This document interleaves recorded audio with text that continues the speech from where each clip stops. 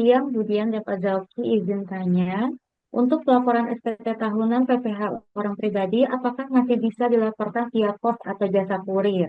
Yang kedua, jika wajib pajak orang pribadi punya unit link, kemudian tahun 2024 unit link dicairkan sebagian 80%-nya, apakah penerimaan terkait pencairan unit link ini menjadi dikenakan pajak?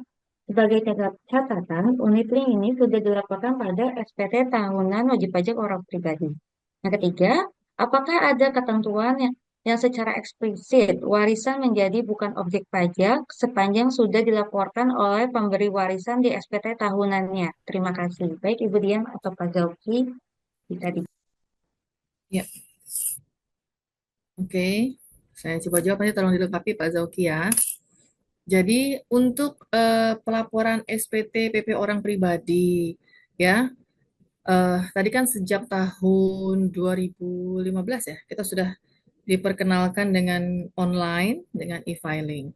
Nah, namun memang masih ada wajib pajak ya yang mungkin terkendala melakukan pelaporan secara online, maka dia masih menggunakan SPT kertas ya, sehingga penyampaiannya melalui pos atau jasa kurir. Nah, ini masih dimungkinkan Pak Hendri sepanjang dia memang belum pernah menyampaikan SPT-nya secara elektronik. Karena begitu dia sekali sudah e-filing, maka selanjutnya akan terus e-filing gitu. Jadi sama nih prinsipnya kayak penggunaan tarif 0,5% gitu kan.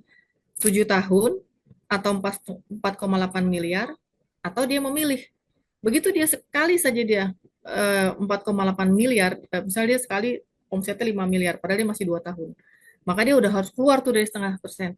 Tahun depannya omsetnya 2 miliar, apa balik lagi? Enggak.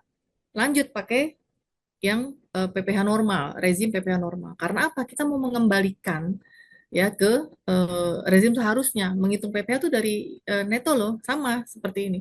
Kita mau eh, apa namanya esensi daripada izin untuk atau masih diperbolehkan yang menggunakan SPT kertas adalah karena masih terkendala, biasanya karena masih belum paham, belum terbiasa, belum ada jaringan dan lain sebagainya. Tapi begitu dia sudah ada, berarti artinya kendala itu sudah dilewati dong.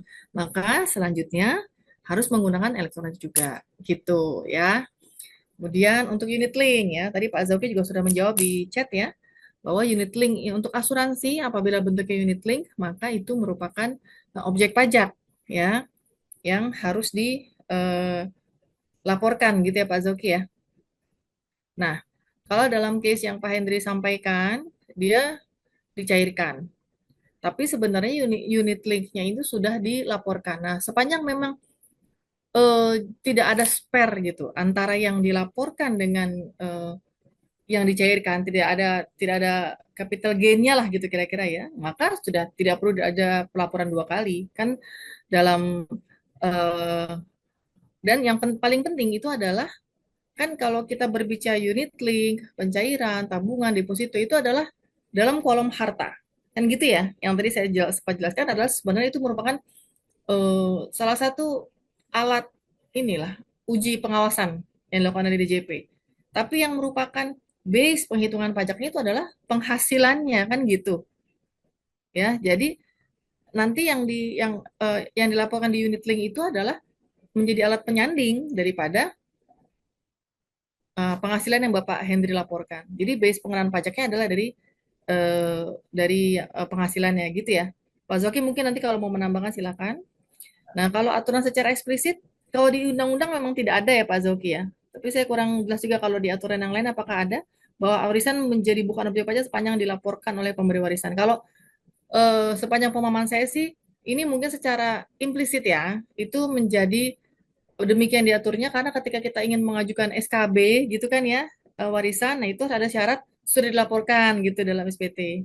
Seperti itu ya Pak Zoki ya. Ya, benar Budian. Jadi memang kalau di pasal 4 ayat 3 ya Undang-Undang PPh kan dikecualikan ya. Kalau kita ngomong warisan kan hanya dibatasi warisan dari orang tua ke anak atau anak ke orang tua yaitu derajat ya, garis lurus ya.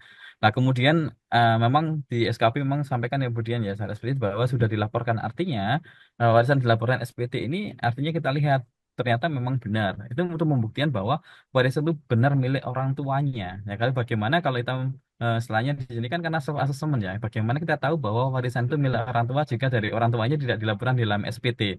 berarti tidak memenuhi syarat benar, lengkap, dan jelas. Artinya SKB pun akan tidak bisa diterbitkan. Tapi kalau sudah dilaporkan di dalam SPT, Bapak Ibu, dalam SPT-nya, kemudian ternyata meninggal diwariskan ke anaknya, artinya warisan itu benar milik orang tuanya, ya Bapak Ibu ya, benar orang tuanya. Dan memang nanti ya pemberian warisan sudah jelas dari orang tua ke anak yang memang bukan merupakan objek pajak. Jadi memang kalau kita lihat Bapak Ibu, memang secara eksplisit tidak disampaikan dalam aturan bahwa undang-undang hanya menyampaikan hanya warisan gitu ya. Kemudian diatur juga bahwa warisan dari orang tua ke anak atau anak orang tua, dan untuk membuktikan kalau warisan dari orang tua ke anak dan anak orang tua adalah di dalam SPT tahunan. Jadi memang harus dilaporkan SPT tahunannya, kemudian diwariskan atau dihibahkan. Nah, ini baru jelas bahwa memang pemberian warisan itu jelas bukan merupakan objek pajak karena satu derajat dari orang tua ke anak atau anak ke orang tua, seperti itu. Kemudian sedikit tambahan yang itu unit link yang kita bedakan ya dengan klaim asuransi jiwa dan lain-lain Bapak Ibu, karena jelas kalau asuransi jiwa itu bukan objek pajak.